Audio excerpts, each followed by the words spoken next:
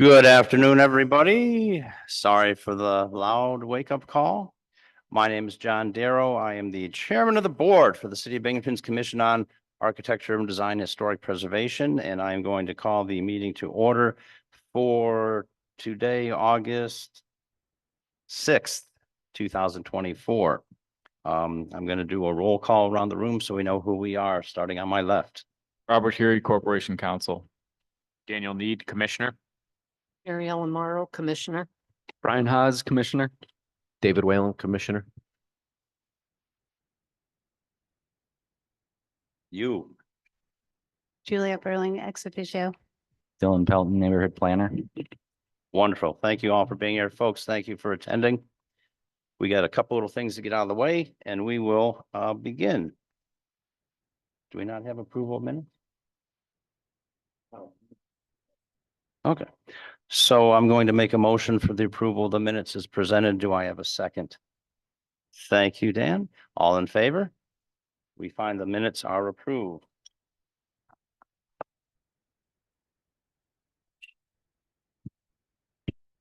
There we go. Okay, first item on our agenda is going to be 33 South Washington Street. Anybody here in attendance? Please come on down, have a seat, state your name and contact information for the record.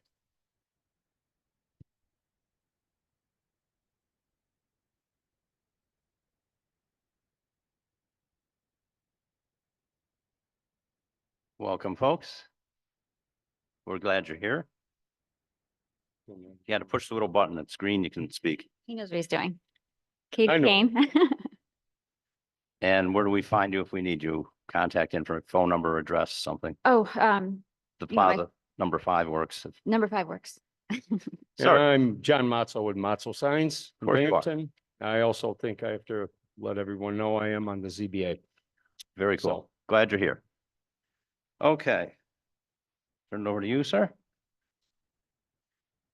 The applicant, Kate Kane, would like to install a sign above her business on the wall facing north at 33 South Washington Street. Basically, it's on the side facing the Vessel Parkway and then the front of the building.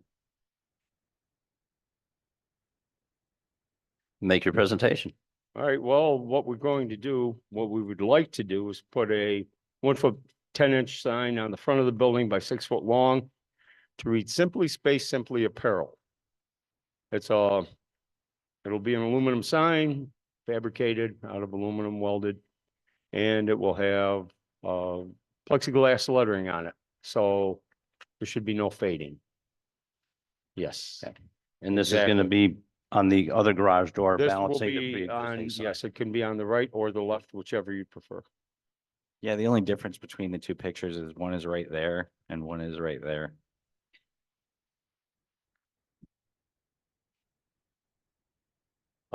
Is there a pre-existing sign here from this? No, I don't believe so. So that sign is gone. Which sign? Project, That's the business next door. It's a banner. okay, so that's not there anymore, or is it still there, It's or? still there, but it's another business. Oh, And it's just a banner that's just hooked up. You can take it down. okay. Okay, I didn't realize, I thought that was a sign and we were balancing. No. And then on the Vestal Parkway side, 434 side, again, Simply Space, Simply Tan, just like that up there. Mhm. And it'll be manufactured the same way, aluminum construction, with plexiglass letters on it. And the lowered position is Brett Pritchard thinking that other businesses would want to go above us. So Project Lean Nation next door, and then the businesses on the second floor would go above. So it'd be like one tall panel. And they're both non-illuminated. Okay. Questions, discussion? These are the colors they're using. They're on the historic color palette.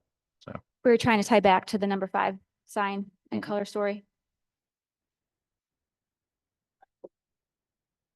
Okay, I'm fine with it. Anybody not like it? Anybody want to take a stab at it? The only thing I would say is I would put it in the middle, because if you put it off to the side toward the parkway, people are going to come in that side entrance, or at least they're going to try. For the front facing? Yeah. You can't because there's a molding in the. They have They have like 6 a inches. sculpture on the front. that Yeah. Nobody wants to cover, Gotcha. and it makes the building look historic yet. Okay. Otherwise, I would love to do that. Yes. So our only other concern is mounting the sign to the masonry and you know, to go into the mortar and not touch the brick. Yeah, we go right in directly You're into the the mortar. and- professional and your signs are always great. and we're glad Absolutely. you're here. Well, thank you. I Sure. appreciate that. Anyone wish to make a motion or? Thank you. Do we know, Oh, excuse me. before we do this, do we know, are we approving it for either side of the door? Or for one specific side? Do of you the have a door? preference which door you put it on? The left or the right? It's the application, it looks like lists. There's a choice, yeah. Two proposed locations, Yep. so it. Just so we're clear, if we're approving it for either location or for one or the other specifically. We were giving you the choice because we weren't sure where you wanted to place it, where you thought would look better. And that was why, I'm not opposed to either location. Yeah. I think once they get there, they're gonna. Okay, so the motion will be for either location. All location percent. Thank you. I'll make a motion to approve the signage for 33 South Washington Street, for all locations presented. Second, Mary Ellen, all in favor? Unanimous? Put your Thank- sign up. Thank thank you you. very much. Yep, thank you. Appreciate it. Okay, 128, excuse me, 128 Washington Street. Anybody here? You're here? I think we're going to motion to push it to September based on Dylan's recommendation. I just got off the phone with the carpenter and he's working on design for the new Okay. door, so. So we'll make a motion to table 128 Washington Street. Okay, I'll make a motion to table 128 Washington Street till the September meeting. For more information to be available. I'll second. Thank you. All in favor? Motion tabled, carried over to September. I know it. 142 Court Street. Come on down, sir.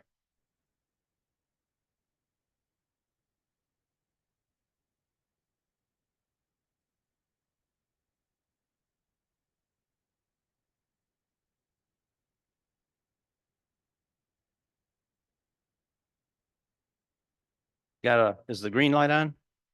Okay, just talk a little, give it your theater voice there. hey. We want to hear you.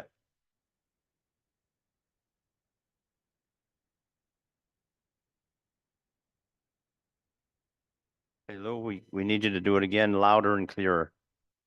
Once the button's lit, you don't have to hang on to it. Yeah, is it green? Okay, that works. Hi, my name is Louis Anagnestakos. My phone number is 607-348-759. I live at 408 Lee Ave, Enwell, New York, 12760. Thank you, sir. You're welcome. Thank you. Would you like to make the, The applicant, Lou Sagos, would like to demolish the rear stairs and replace them with new stairs compliant with current building and fire codes. having looked at the building, I did make a site inspection. I think it's long overdue and I commend you. This seems like a no-brainer to me. Yeah. Any discussion, comments? Concerns? I'm gonna make a motion to approve the project as presented, improve your building. Thank you and Appreciate do it. well, sir. Oh, Second. second, yeah, I'm so I'll take the enthusiastic. seconds, yeah. All in favor? You got it. I'm Thank sorry, you. sir. I just, have a great day. To see somebody doing something good in the city, we I enjoy it. thank you, sir.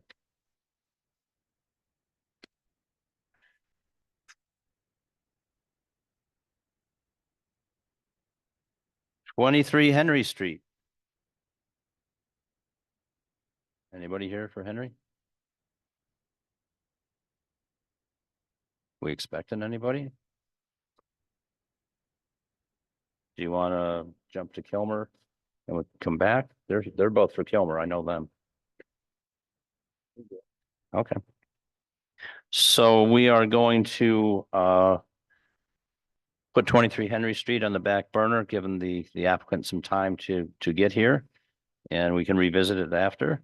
We're going to move on to 9 Riverside Drive. In the interest of full disclosure, I have to reveal to the commission that I sit on the board of directors for the Friends of the Kilmer Mansion, and therefore I have to recuse myself from this project. I cannot say anything that would at all influence you on your decision-making, so I'm just going to sit here and be quiet.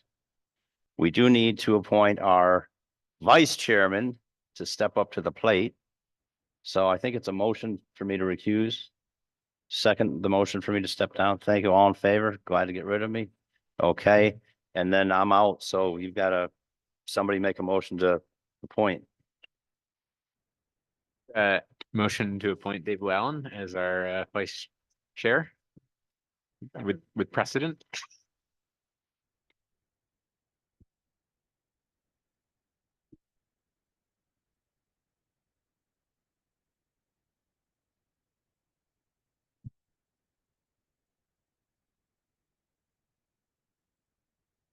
Okay, 9 Riverside Drive, the applicant, John Bergman, would like to install security lighting on the exterior of the Kilmer Mansion and Temple Concord.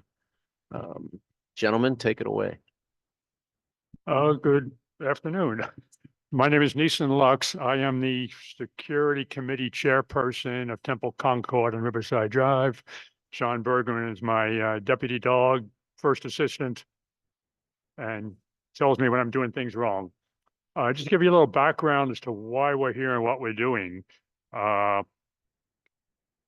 year and a half ago, New York State and FEMA made available $150 million to New York State religious institutions for the specific purpose of helping prevent terrorism, anti-Semitism, and everything else that was going on back then. We applied for some grants. We had to get risk assessments of the building, why we are at risk for doing things. We got some police reports. We got some Homeland Security reports defining where we are at risk and why. And they focused on lighting and digital cameras and recordings. We went through the process of applying for the grant back in February 2023, and we were successful, surprisingly. So a year ago, July, we were awarded 3 grants, and it's 3 because each project or grant is worth $50,000. The lighting portion, the total bill or estimate came in at about 90,000. So we said, can we divide this up between the main building and the Kilmer Mansion? And they said, sure. Okay. And then the video camera recording thing came in, less than 50K. So that was the 3rd project we were approved for. So in total, it's 150,000. We can mix and match a little bit, but we got to keep it within the boundaries. So we're concentrating on the lighting aspect of things because the Kilmer Mansion is on historic registry, New York State, federal, et cetera, et cetera. We want to minimize any physical damage or adding things to the structure itself. We also want to maintain limited lighting or anything else that would protrude on our neighbors. So all this is not a simple process. You think lights are lights, they're not. So we are here today. We have a design which provides light posts on the side of the Kilmer Mansion, which will illuminate the mansion versus having lights on the mansion illuminating the grass. And the intent of these is to dissuade any bad guys from coming on the property. Hopefully it will do that. It will also provide a little bit of security for the folks at 5 Riverside Drive. Most of the lights will be 2-level. They'll be at a low level most of the time at dawn to dusk, dusk to dawn. And if there is some intruder or et cetera, they will turn on brighter. So they will not be on their brightest settings all the time. And at some of the guidance we have gotten from Dylan about the illumination aspects to our neighbors, the local contractor has come up with a chart that shows the perimeter of where the lighting will fall and that it is less than a half a candle power, which is the requirements on the neighboring properties. And the only neighboring properties is one house adjacent to our parking driveway and back. And then the folks at 5 Riverside. So we're looking today for approval. Yep, that's it. Of that conceptual design on the main building portion in there it's the upper section. We'll be replacing some existing lights on our driveway, put some new lights facing Oak Street, some on the front facing Riverside Drive and our entranceway. Right, the ones in the front by that triangular looking thing, which is the sanctuary, they'll be what they call wash lights. They'll be illuminating most of the surface of the building, plus slightly past the some of the landscaping we have. And again, everything in that, almost everything in that red circle meets the candle power requirements. There's a little bit on the sidewalk lower right and a little bit on Riverside Drive, I'm sorry, Oak Street. That's slightly greater than the half candle power. So we're looking today for approval to go with this design. The posts themselves will be 16 foot high. They're physically 20 foot, but they get buried 4 feet. And they'll be at those approximate locations. We have to, fine tune things exactly so we get the illumination we need for safety and security, yet protect our neighbors and everybody else. So that's just fine tuning the angle of the light and how many lumens they put out. Yeah, just one additional clarification with the possibility that the poles will move. The poles that is out near the sidewalk at on Riverside Drive and the one down at the bottom of the picture which approaches the property for 5 Riverside, they will not be moving out further away from our building. They may move in a little bit more as we look to get better illumination on porch and other surfaces that may have obstructions, but they will not be moving out any. So as drawing showed, there will be no present design, no lighting or any kind of encroachment on the historic mansion structure itself. There'll be trenches built, dug for the electrical service to the posts. And I think that's a clean approach for everybody. What else? Any other questions? I mean, I appreciate the fact that it's not being placed on the historic structure itself. Yeah, I mean, I'd say the scale of the building next door, the apartment complex helps you too in terms of yeah.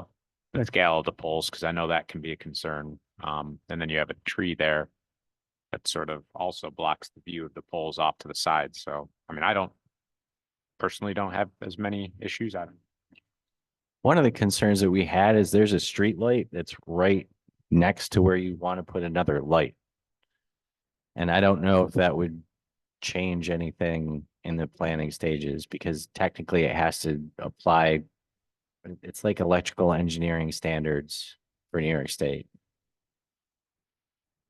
I'm sorry, I missed the. Okay, so there's a pole already, a city installed Okay, pole yep. along the sidewalk. I believe when they laid out the plot, the prior one, which showed some impingement in the back, which we had them bring in, and the newest one, they did a walk around and they were aware of the existing lights. The lighting representative, as compared to the electrician who's going to do all the installation, he rattled off the name of a couple of engineering tools that lighting engineers use. And they go around with a light meter and they measure things and da-da-da-da. And they came up with this new plot. So you can't hold me to this, but I think the lighting values from the street light were included in their calculations when they laid it out. I won't put my hand on a stack of Bibles for that, but I do believe based on what he said that they factored in that and other ambient light already around there. Okay.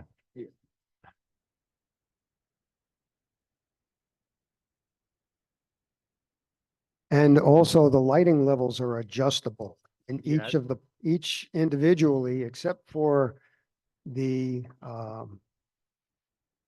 couple of lights that we have in the front of the sanctuary that are just going to wash the front, and some that are mounted under a canopy in the back. All the others are adjustable, so they can go around with an app on the phone and tone them down. So if there is ever a complaint or whatever, I think they're adjustable. Yeah, I mean, that's nice to know, because I was curious what the kind of the non sort of intruder, the, I guess what would The- you the call low it? The level? baseline Yeah, Yeah. lighting level will be set at, but if you can, again, you might not need to check or have the model show, as long as you can like make sure when they're installed and they're setting it, if they can be below that half Yeah. a foot candle. and they could be adjustable, 30, 60 days after we get Yeah. a good baseline for what kind of intrusions we may or may not have. Right. How many rabbits do we illuminate at night? I don't know. Yeah, because I was just wondering if there was like a specific setting you had planned, but No, it we- sounds like you can adjust it so that. Yeah, I mean, that's an regardless, extra that we included from day one to get that kind of flexibility.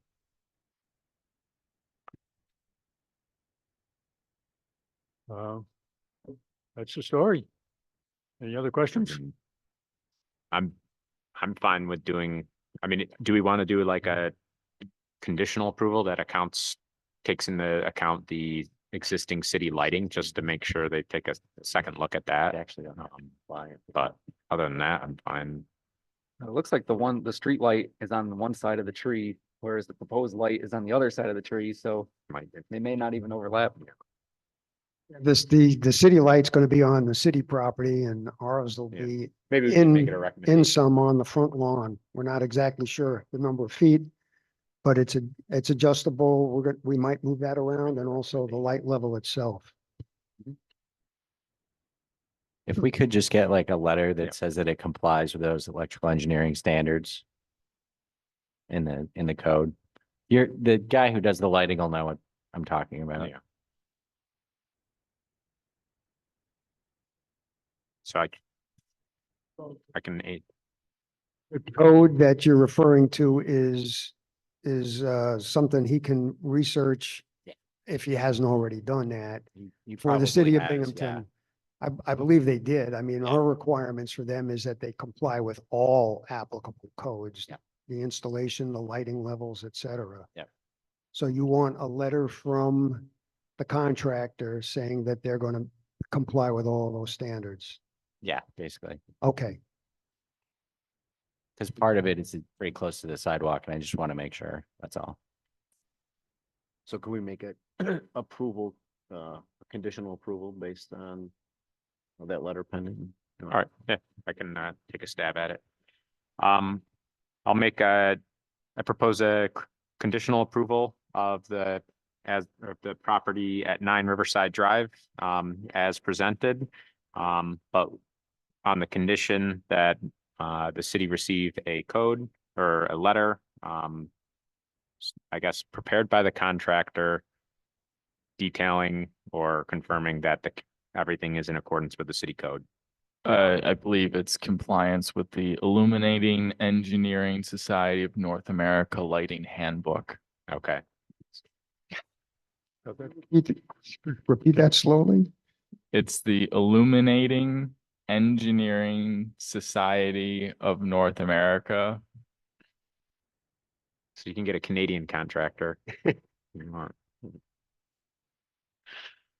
Okay.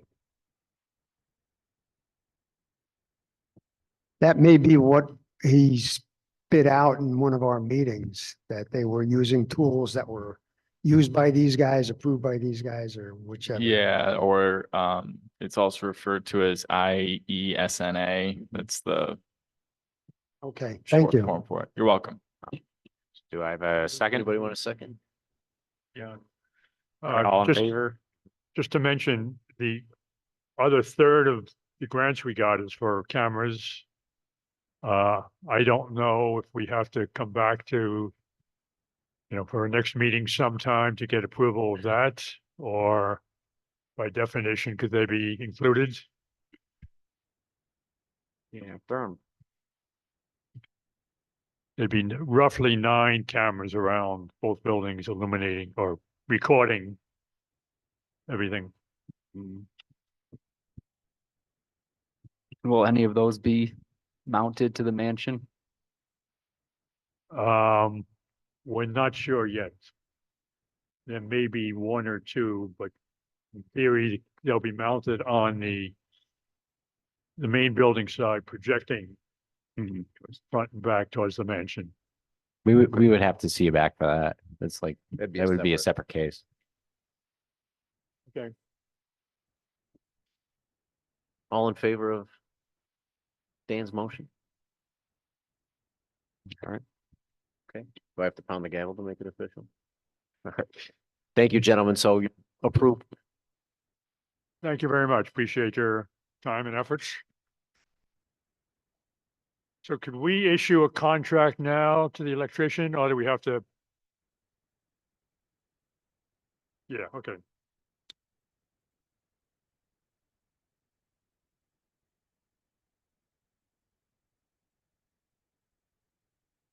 Right. Mercifully, I make a motion to step down as chairman of the COG committee. Reinstate the chairman. I'll second it and I'll make a motion to reinstate our glorious leader, John Darrow. Oh, All in favor?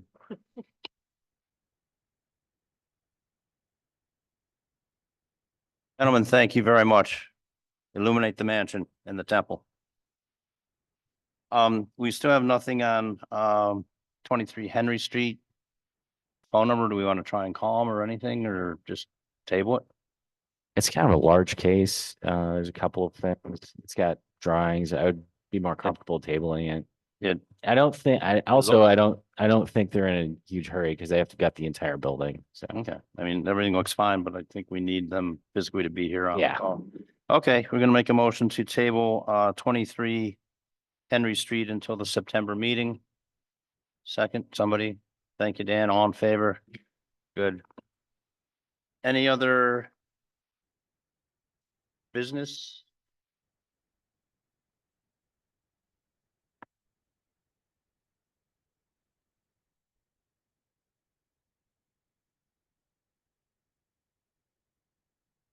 Oh,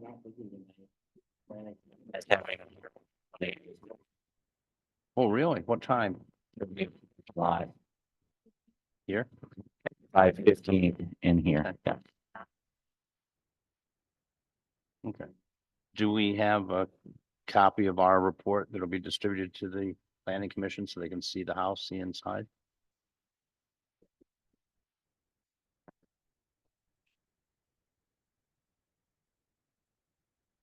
Yeah, it's nice to look at a building that you're contemplating tearing down, but when you can see the infrastructure of the building, the bones, I think would help make a decision. So I'm gonna touch on a piece of kind of rambling old business, the Italianate on Walnut Street again. The fence is continuing to deteriorate, and I noticed that the garden wall on the Mather Street side, part of it is collapsed. They've already removed the stone and the brick, but it's dangerous. I know they're broke, but according to the historic guidelines and such, appurtenance cannot be removed from a historic property. The fence isn't appurtenant, that wall isn't appurtenant. We need to send them a letter, just kind of letting them know what's what. It's a church, maybe somebody would donate some help or some time, but they can't start taking the fence to the scrapyard and they can't remove that wall. Appurtenants are important. You should drive by, take a look at a lovely little place while it's still there. I'm sorry, 89 Walnut Street? Yeah. I think it's 89 Walnut. It's attached to what was West Presbyterian Church. Any other old business, new business, questions, concerns? Then I'm going to make a motion to adjourn the August 6th meeting of the COD Commission. Thank you. All in favor? We are done.